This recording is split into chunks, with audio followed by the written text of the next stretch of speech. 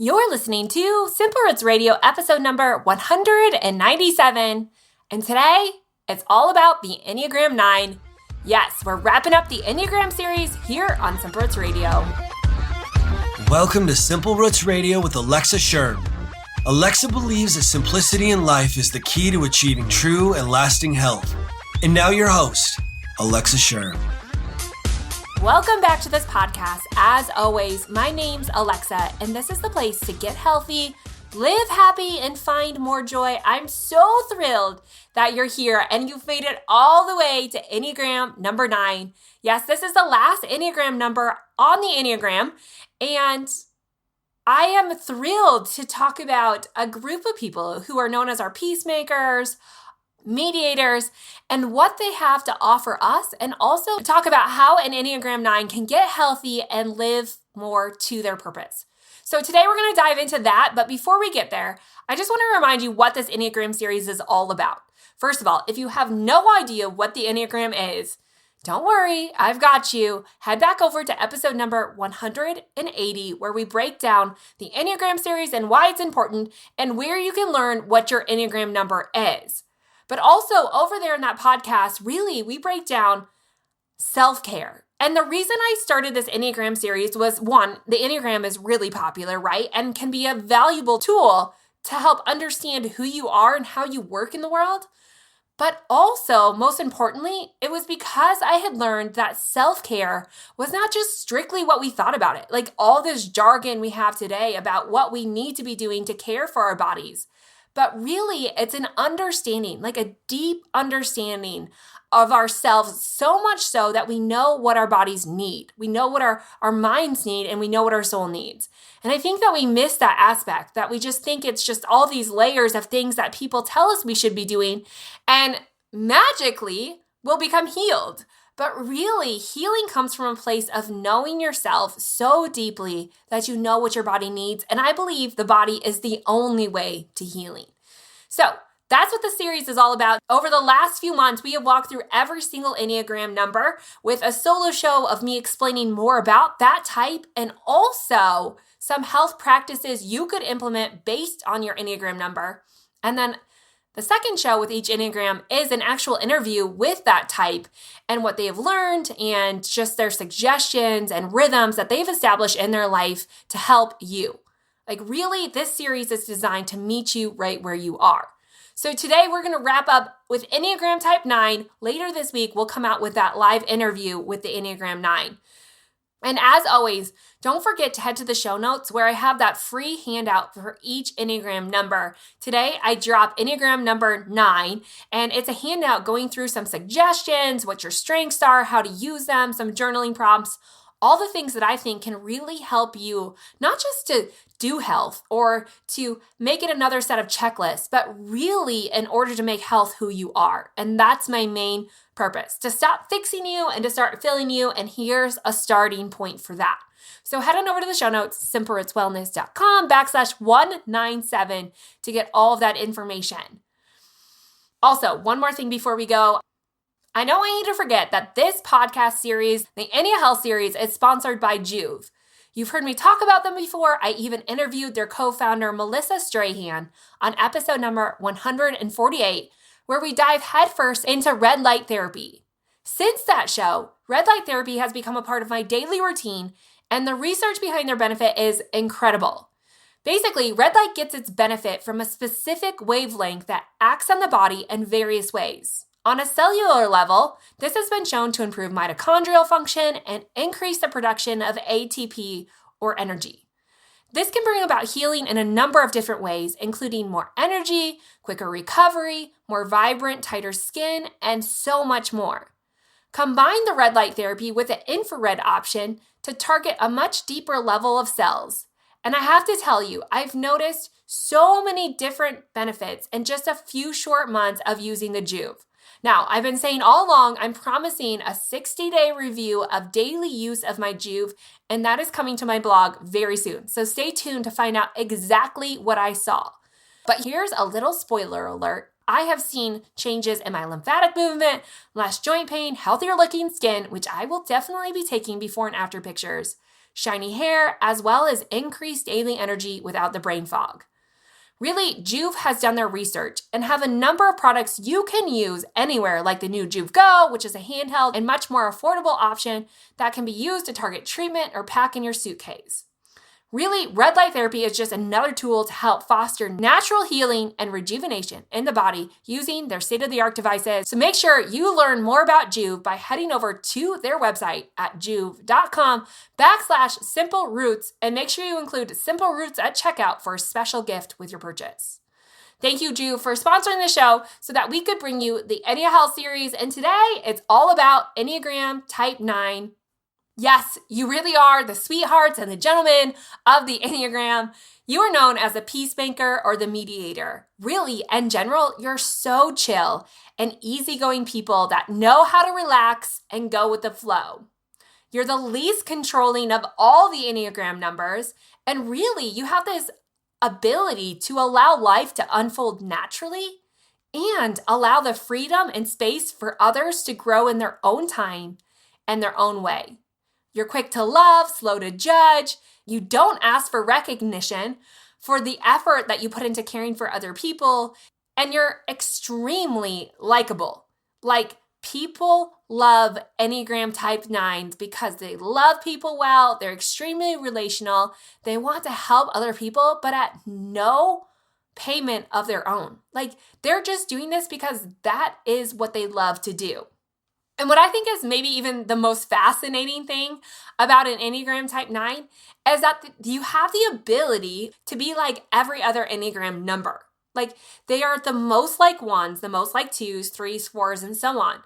Like, of all the other types, Enneagram 9s relate to other Enneagram numbers and all of them better than anyone else.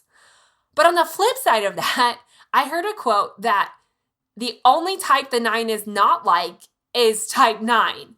So while they can easily relate and easily help and understand other people in a very non-judgmental way, the problem is that 9s are very out of tune with themselves.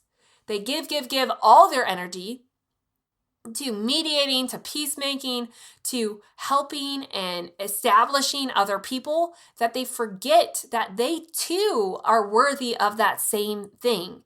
And so they tend to, and their weakness is what they call the deadly sin of a 9 is a sloth. Now, I was like, oh man, can we have picked a better word? But this is what the deadly sin of a 9 is, so we're going to go with it. And what this is saying is that they treasure almost anything else above what they were designed for, meaning they give to everything else but themselves, and they really downplay and diminish anything that they have of purpose to help other people. And through this diminishing is that they exert all their energy on other people, that it just really wears them out, and that they have lack of energy to give to other people. And through this process of losing energy, an Enneagram Type 9 has really learned the best conservative principles that there are. And Enneagram 9 is no stranger to the principle of inertia.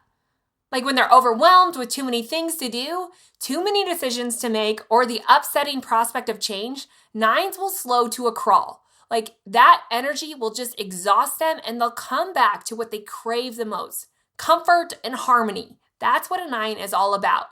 So when a 9 starts to kind of get this slow, or when their energy starts to get sucked from them, they'll just continuously taper off until really they just withhold themselves and they withdraw themselves from other things. And that's where we get the sloth, like this sense of almost laziness. But it's not laziness in the fact that they don't want to do it. It's laziness in the fact that they've lost all energy doing something that maybe isn't the healthiest thing for them to do in general. So while 9s kind of fall into the gut triad, which means that they process information through like their core, not necessarily through their mind or their feelings. It's definitely through their body. They're really out of touch with the anger or the feelings that are based there. Now, what I've learned about Enneagram 9s is that while they tend to be the most like other Enneagram types, they tend to be the most out of touch with their bodies. And what I say by that is that they're the least likely to even care about being healthy because they're so in touch with other people that they've lost touch with themselves. Now, I grew up with an Enneagram 9 as a mom, and honestly, they make the best moms because they care so deeply for other people and they ask for nothing in return. So we were cared for, we were loved on, our needs were met. But as an adult, I now recognize my mom did all of that, but at the expense of her own health. And I don't say that she's unhealthy. I mean, she definitely put focus there, but not to the sense like there was absolutely no selfishness involved with my mom. Like she was the most selfless person that there was, always giving before she gave to herself. Now, I'm not saying that that's wrong, but I am saying that it does kind of lead to these unhealthy behaviors, and it can make a 9 really difficult to want health, first of all, to even want it on the radar, but then to go out and to achieve it. Not to mention that there are some mindset shifts that we really will break down in a second. But kind of going back to 9s, they often have like a really low self-esteem for themselves. They believe in other people and other people's needs more than their own. And doing that, they have established a lot of coping mechanisms. To create so much harmony, you have to have coping mechanisms because you carry around the anger and the frustration and the overwhelm of other people trying to always kind of play it even, that you pack that on for yourself and you really suppress all of your own feelings and all of your own desires. And coping mechanisms for 9s usually are pretty unhealthy. It could lead to binge watching Netflix. It could lead to binge eating food or using food to suppress your feelings, shopping, comfort habits and routines, mindless busy work, and really anything else that you could use to numb your desires. And I think it really stems from this lack of belief, again, that they don't have the courage and the vulnerability or the resources to do what they know.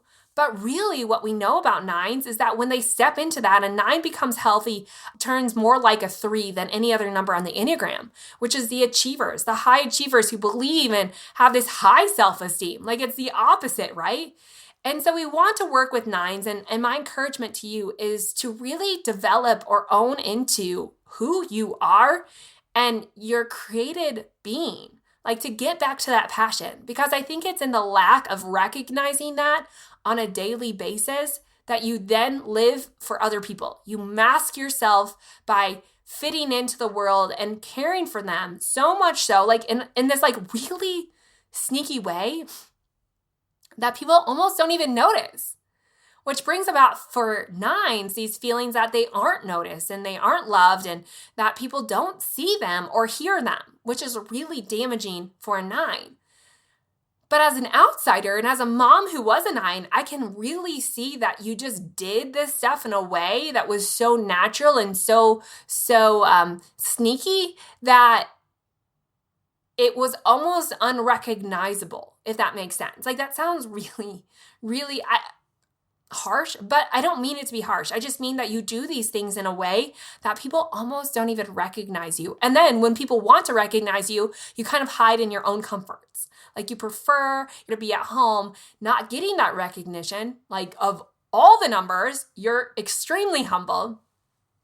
But it makes it difficult to even recognize the power that a 9 has had on influencing other people, which is remarkable and amazing and something that we all love.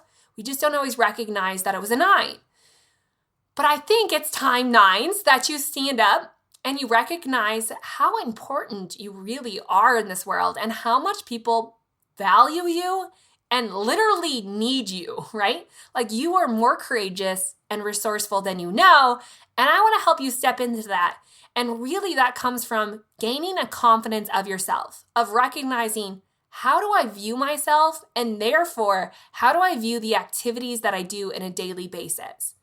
Because I think it's in this recognition that we start to understand where are we placing our value in our life? What are we believing that's true about ourselves? And in this process, I think a 9 can break free of maybe what is their biggest lie is that things in life, whether it be health, it's not worth the effort for something that they don't believe they can achieve. So we have to come back to this place of believing that you were created here for a purpose. You have a purpose that's bigger than just mediating life. And that in that, you can own who you are and what you stand for and create this confidence that really will be the driving force to healing yourself. So how do we get an Enneagram 9 healthy, right? Well, first of all, if you're listening to this and you're Enneagram 9, you're probably thinking, I care to be healthy. Like I think all of us on some level care to be healthy, but you don't care to do it in such a rigid and strict way that overrides the energy that you want to put into other people. Like I really maybe think that you look at health and think, I just don't have the energy for that. Like my energy is more important elsewhere. I'm too tired and exhausted by the end of the day. The last thing that I want to do is follow a strict and rigid diet. But I think what's so cool about this is that you don't have to.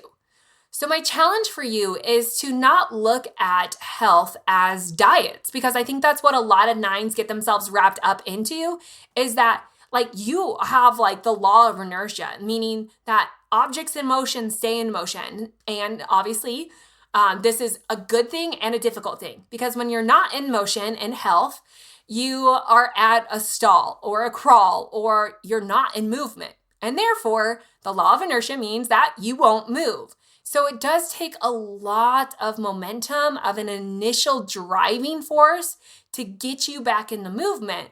But once you're there, then you're just even. Like it becomes consistent and even. Once you get yourself in momentum and movement, you like put your nose down to the grind, you will do it. And so we just have to get through this initial push to reinstate health. And I want to do this in a different way for you, hopefully with the right mindset that will maybe change this so that you will get back in motion. But to be honest, like there is an initial work discipline that's outside of your norm, outside of your daily comfort, that it's going to be really challenging for a 9. So I don't want you to be so discouraged by this initial phase of work that you just don't do it, like that you just run back to your comfort, because it really, really is important. And I think on the other side, you do want to feel good. I mean, all of us do. And so if we stay in that focus of how I'm going to feel to avoid the pain of what could come if I don't focus on my health, I think you'll start to recognize that through that, it does become easier. And once you're in motion, you stay in motion. So how are we going to do this? First of all, I really believe that 9s have this diet mentality. 9s are really good when they're in motion and they stay in motion, and they're really great about conforming to the ways of the world, to doing what other people are doing or what they're told to do, because they don't want to create a conflict by saying no, right? So 9s are really great for the diet industry. You're often jump on diets. You're either two extremes where you really don't care about health and you're just going to stay in the state that you're in because you're frustrated and you're tired, you're overwhelmed, and you're exhausted. But on the other hand, we see them going on to these diets and coming to this all or nothing place in their mindset of, I'm doing this, or if I fall off, then I failed at this. And so you've jumped on diets and you've become kind of the yo-yo dieters of the world. And I'm not saying it's just 9s. A lot of people have. But we come back to this place of, I just need to be fixed. And in that fixing, you believe that you aren't capable of being fixed, right? Like it's that big lie that you don't have the energy to do what you don't believe can happen anyways. And so you kind of are constantly fighting this lie that there's something wrong with you, that you need to be fixed, that it has to be strict and rigid to work, and you don't even believe it's going to work for yourself anyways. Basically, your self-fulfilling prophecy is coming true.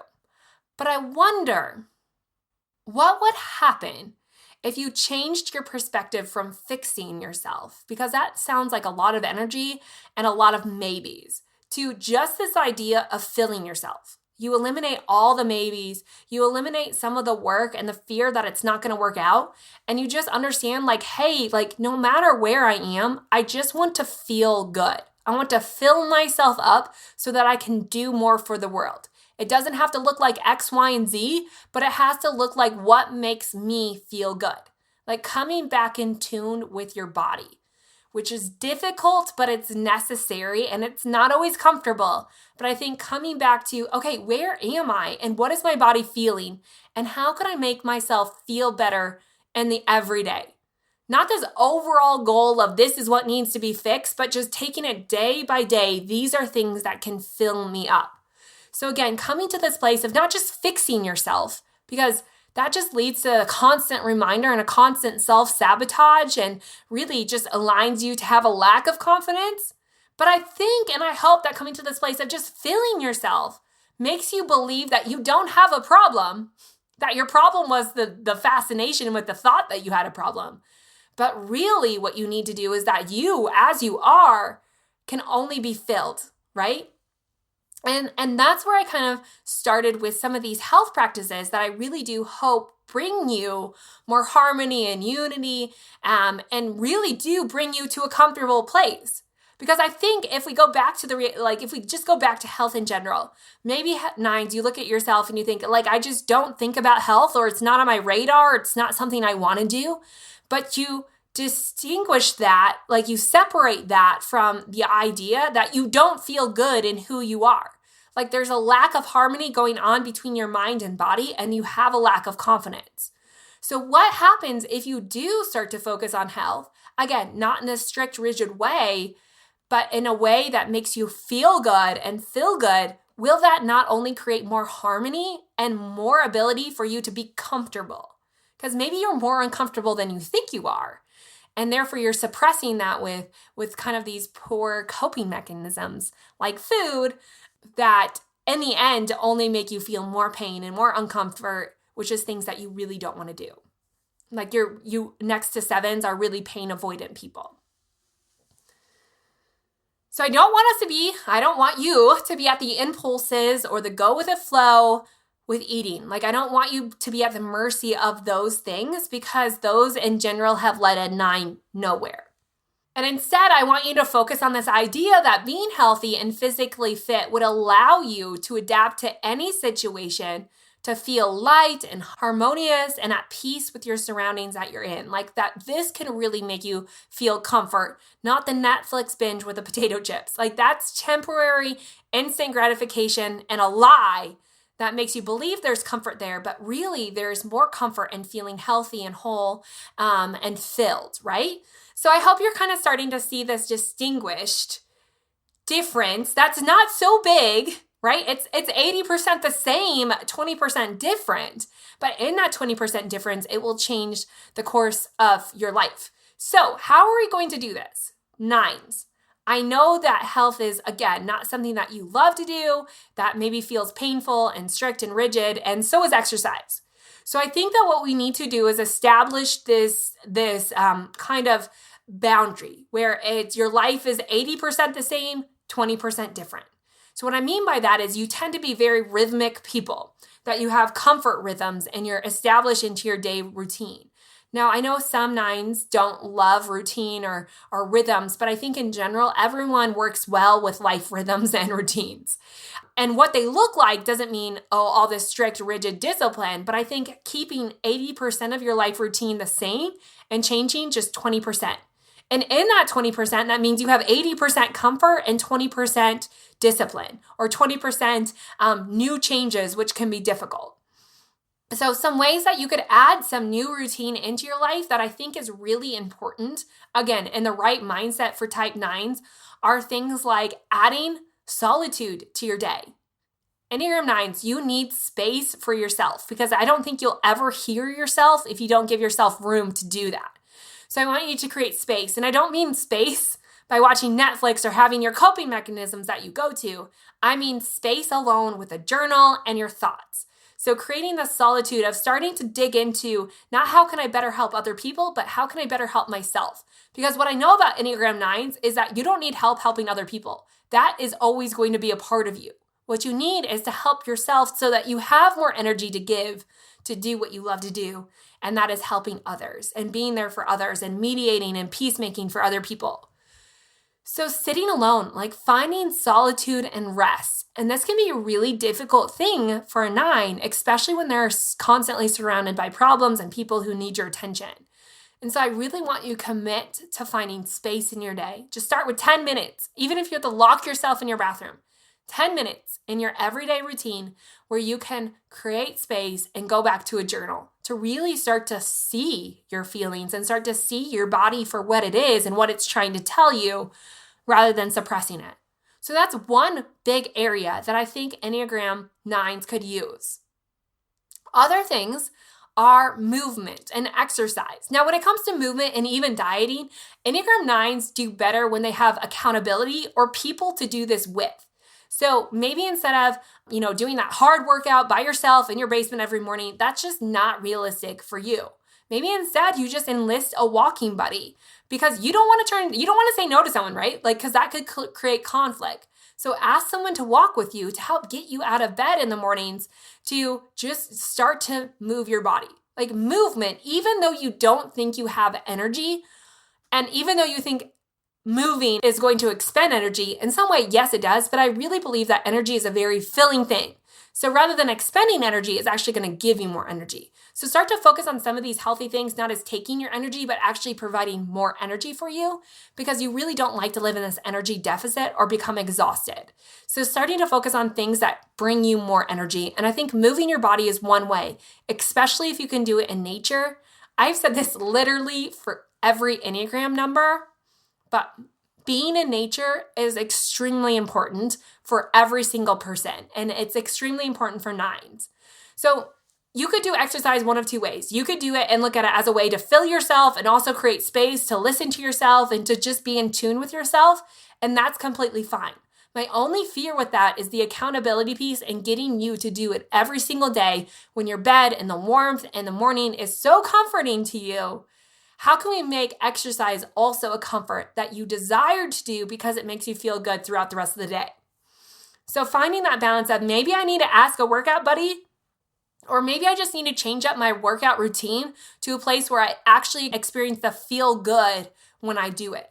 So it doesn't have to be intense. It doesn't have to be something you hate. What I really want you to start establishing, 9s, is something that you will do, that you will stick to, and it won't be so painful that you quit. Coming to a place, again, of filling, not fixing. So moving your body and nature, you can knock off a lot of these really good things for an Enneagram 9 to do in just one activity throughout your day. Again, keeping the majority of your routine the same, keeping those comforts, things that you like, but helping to start yourself feeling good. Because I really think that it's in starting your day feeling well, you'll have more chances of ending your day feeling well as well. As I say, how you start your day is often how you end your day. So starting it off on the right foot. Now, when it comes to eating, again, Enneagram 9s like to use food as coping. You're also very out of tune with what you're eating and how much, and you rarely put the effort in to actually feed your body well. So what I mean by that is you often are the one just munching or snacking or picking on food, and you're not even aware that you're necessarily eating. It's just a coping mechanism to help cope with the stress and the anger that might be underlying that you don't want to bring up because you're avoidant of conflict. But also, if you're busy, you tend not to eat in general. If you're busy helping people or doing your job or whatever it is, you just tend to forego food altogether. Or if you get hungry, you'll just grab something quick and convenient. So when it comes to eating, it's going to be really important that you start to be aware of your emotions. Because if you're not aware of them and you have the coping mechanism to use food, you will go to that 100% of the time and it will sabotage you 100% of the time.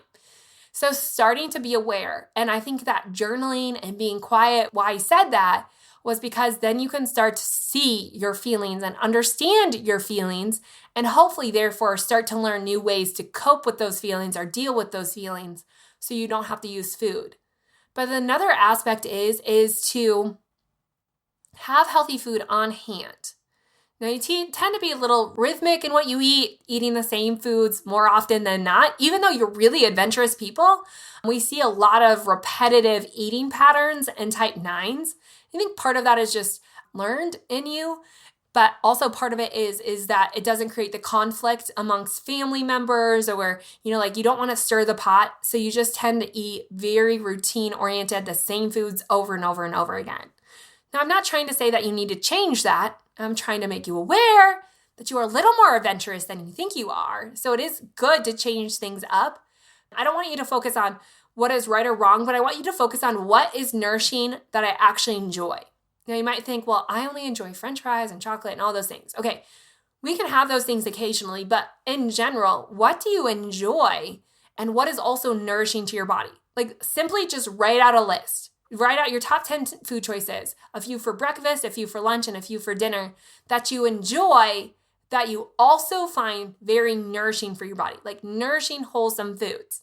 Now, this is all in your handout, so head on over there if you really want to write this out and find all this information out. I promise you it's all in there. But kind of write out your foods. And the reason I say this is that if you don't have healthy food on hand, nourishing whole foods that are pretty easy to grasp, you won't do it.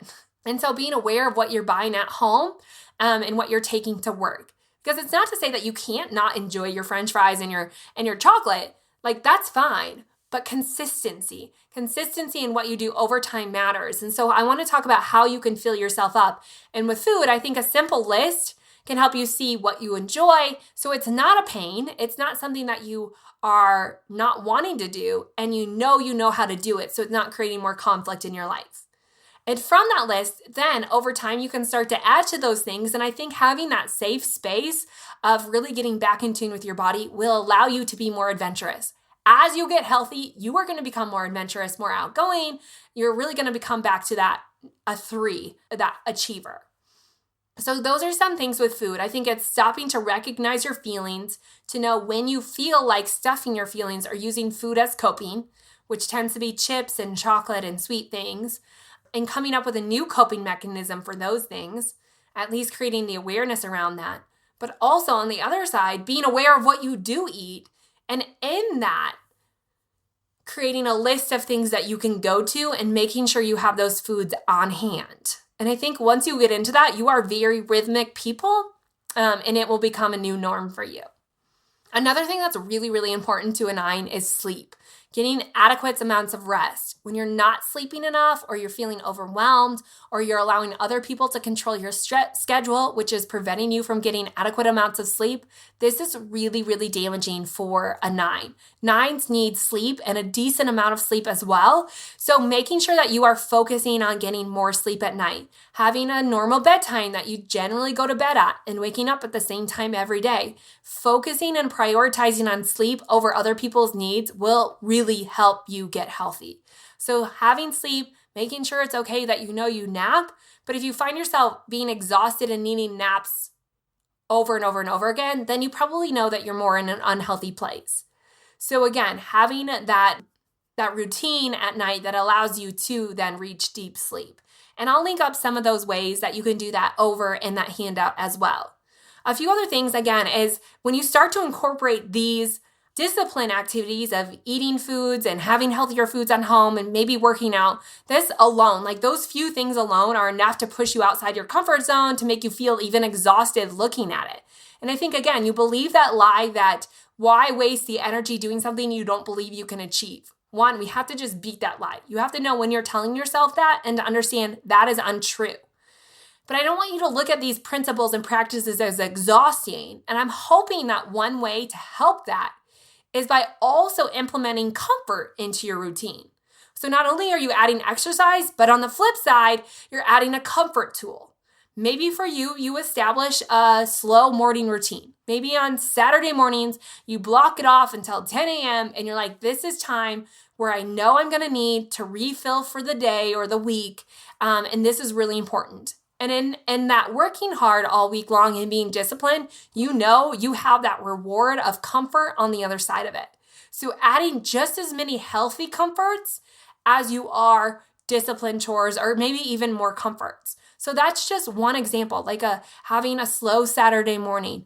Maybe another comfort is that you just shut off all social media at like 7 p.m. at night, and you just forego that, and you just spend time in a book or doing something that actually fills you up.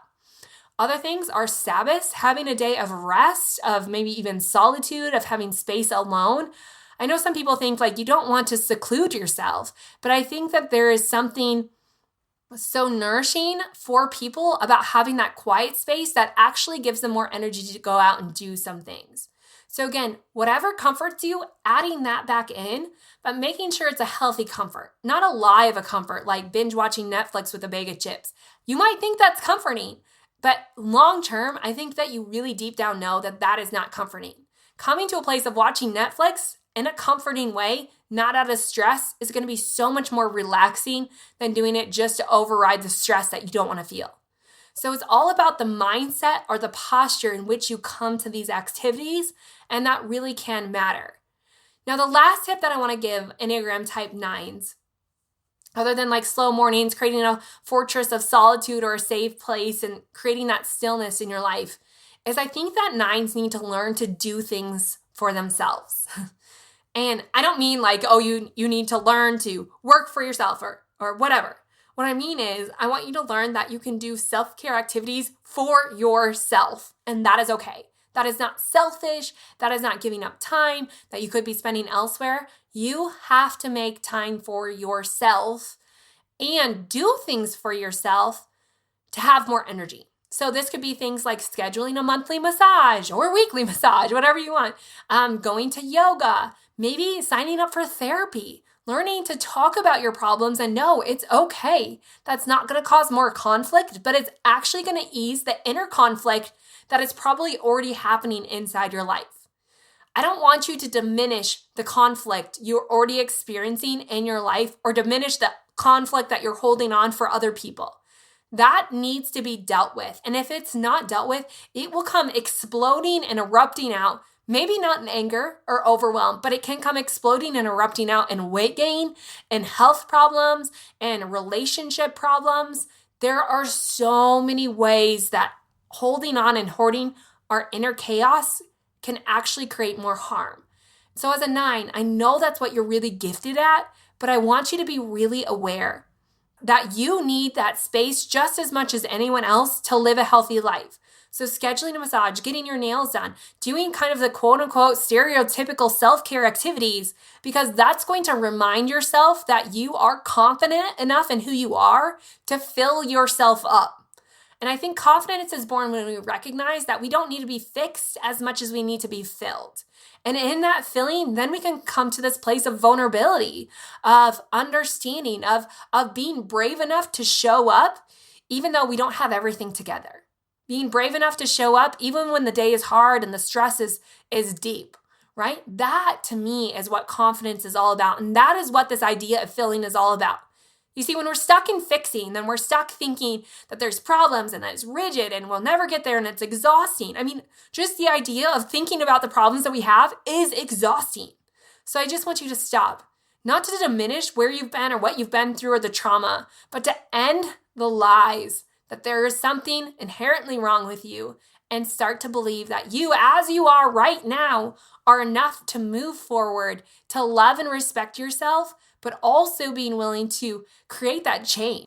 Having body love and body confidence is not this act of being perfect and having it all figured out, but body confidence is being vulnerable and willing to stand in who you are and changing throughout the seasons of life. That is really what confidence is. So 9s, you are lovely, lovely, lovely human beings, people that can get walked all over. And like I said, you just do it in this sneaky way that no one really even notices, but you just pick the world up and you make it a better place. But 9s, how much more could you give if you stood in the purpose of who you are and what you bring to the table?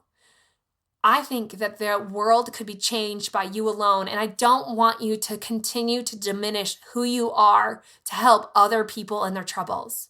You are worth more than that, and I think when you stand up and believe in that, then you will help so many more people. So stay focused on what makes you feel good. Remember the principle of inertia. What's in motion stays in motion. And when you're out of motion, so maybe you're stuck, right? Maybe you've let your health go. You haven't even focused on it. It is going to be a push to get that rolling again. But once you get there and you get into the rhythms of it, you, 9s, can make this a lifestyle that lasts forever. So I want you to be aware of those. Take those principles to heart. I know it can be overwhelming and a lot, and I don't want it to cause more chaos or confusion. I want you to leave this podcast feeling empowered to go out and make these changes, knowing that you're going to have more energy on the other side, that you're going to have less chaos and confusion and less kind of internal fight going on between your mind, body, and your soul and all those things, right? Like you're just going to be more whole in general. And that's what we're after. So 9s, this is my encouragement to you. I know this is overwhelming. So I want you to remember that I have an entire handout for you to help walk you through this process. So what I want you to do is I want you to head to the show notes at simpleritswellness.com/187 to get the full handout for today's show and all about the Enneagram 9 and start to pick just one thing that you can implement. Don't focus on exercise and diet all at the same time. Focus on one thing and let that become a routine before you add something else. It's not an all or none. This is meant to fill you up. And I think the more you focus on that, the more you'll recognize that everything else might just fall into place without you having to think about it. So stay there, sit with yourself, get to know yourself, and trust yourself enough to know that this is all worth it. So head on over there, grab that show notes, and thank you so much for tuning in to another show. Don't forget that later this week, I'm going to drop that interview that I'm doing with my friend, an Enneagram 9. I can't wait to learn from her. Honestly, I loved having the Enneagram 9 as my last one. And I did this on purpose, mostly because I knew the first few Enneagram types, because that's me. And that's easier to understand. But I think that the Enneagram 9 gets so left out and forgotten.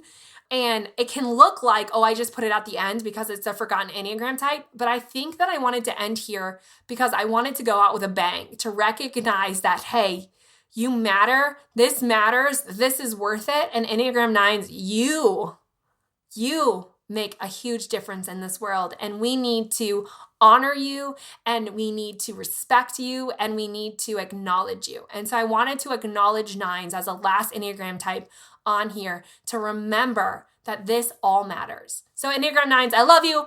Thank you so much for tuning in. Don't forget to come back to listen to episode number 198. And then next week, we start a whole new topic. I mean, it's not entirely new, but it's going to blow your mind. Stay tuned with that. And don't forget, I will be back here in the next episode with that interview. Don't forget to share this with your friends and family. Take a quick screenshot, post it on social media. It means the world to me. I will see you back here later this week. Have a good one.